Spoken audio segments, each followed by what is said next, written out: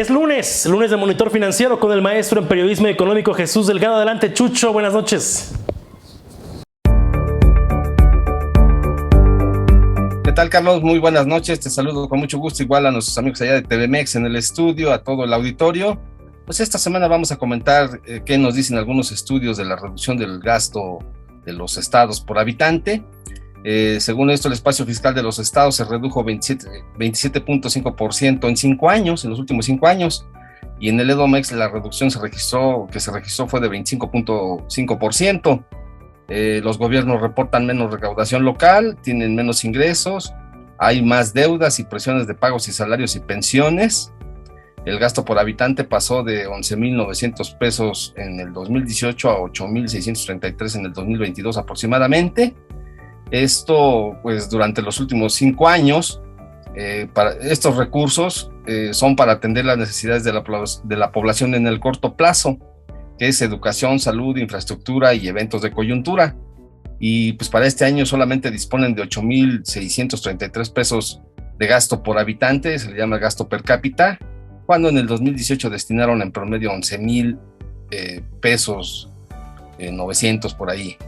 Esta situación es consecuencia de una reducción en los ingresos vía recaudación propia o del gasto federalizado y los gastos ineludibles, así llamados, que son el pago de pensiones y jubilaciones, de deuda pública, intereses y salarios, de acuerdo con el estudio de finanzas públicas locales hacia una nueva coordinación fiscal que recientemente publicó el Centro de Investigación Económica y Presupuestaria, el CIEP. ¿Qué es el espacio fiscal? Bueno, vamos a explicarlo aquí brevemente. Son los recursos que destinan los gobiernos estatales en políticas públicas una vez descontados los pagos de deuda e intereses, las pensiones y los salarios para todos los servidores públicos. El espacio fiscal per cápita promedio de las entidades federativas en el 2021, en relación con los niveles previos a la pandemia del 2019, se contrajo en 12.7% y se prevé que para 2022 la reducción del espacio fiscal per cápita promedio sea de 21.8% respecto del 2019, según el estudio. Pero aquí hay que mencionar que la investigación destaca otras cosas muy interesantes, como las desigualdades de espacio fiscal que hay entre las entidades, que llegan a ser de hasta 11,993 pesos, como sucede cuando se compara el gasto per cápita de Colima, el más alto del país, con 13,800 pesos más o menos, con el de Chiapas, que es el más bajo de la República, con apenas 1,883 pesos. Los estados de Colima, Sonora y Aguascalientes son los que más cuentan con el mayor espacio fiscal, y por contra pues son Chiapas, Veracruz y Baja California los que disponen de menos recursos.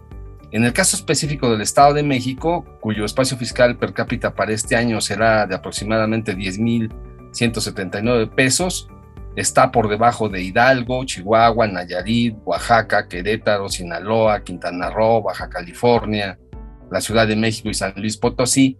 El espacio fiscal pues ha mostrado una gradual reducción en los últimos 5 años. En el 2018 fue de 13,664 pesos, que comparado con las cifras actuales significa una reducción de 25.5%. Sin embargo, su deuda pública pasó de 45,200,200,000 pesos aproximadamente a inicios del 2018 a 59,130 millones de pesos en el primer trimestre del 2022, según los registros de la Secretaría de Hacienda y Crédito Público. Lo anterior quiere decir que los pasivos aumentaron 35.58% en 5 años, presionando el espacio fiscal y por consiguiente el gasto por habitante. La entidad mexiquense figura entre los 5 estados con las deudas absolutas más altas del país, esto hay que tenerlo en cuenta. Y bueno, pues en este caso se están haciendo algunas recomendaciones para que los gobiernos estatales cuenten con un mayor espacio fiscal. La investigación menciona 4 vías, que una de ellas es incrementar sus ingresos propios impulsando la tributación local o un mayor cobro por derechos y aprovechamientos.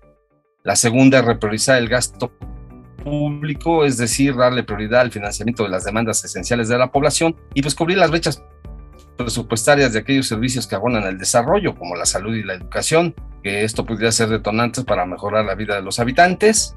El tercer punto es reestructurar la deuda, a pesar de que este mecanismo se encuentra regulado por la Ley de Disciplina Financiera de las entidades federativas y los municipios. La mayoría de las entidades han recurrido al financiamiento de deuda y de su deuda de corto plazo para ampliar su espacio fiscal. Es decir, tienen que recurrir a deuda para pagar aquellos gastos que tienen en el corto plazo.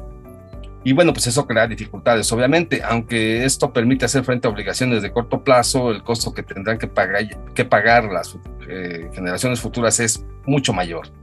El último punto es el financiamiento por otras fuentes que podrían encontrarse a través de algunos otros proyectos, que pueden ser asociaciones públicas privadas o bien iniciativa de particulares nacionales, en fin. Esto hará que se sacudan, pues en una parte, esa dependencia de recursos federales, dejar de depender de casi el 87% o más en el caso de algunas entidades, y bueno, pues que tengan que emplearse a fondo en la recaudación local. Así están las cosas, Carlos. Ojalá los gobiernos se pongan las pilas, dependan menos de la federación y sobre todo que los recursos los gasten adecuadamente, pues el estudio refleja que no es así. Síganos en monitorfinanciero.com y en nuestras redes sociales, Meta antes Facebook y Twitter.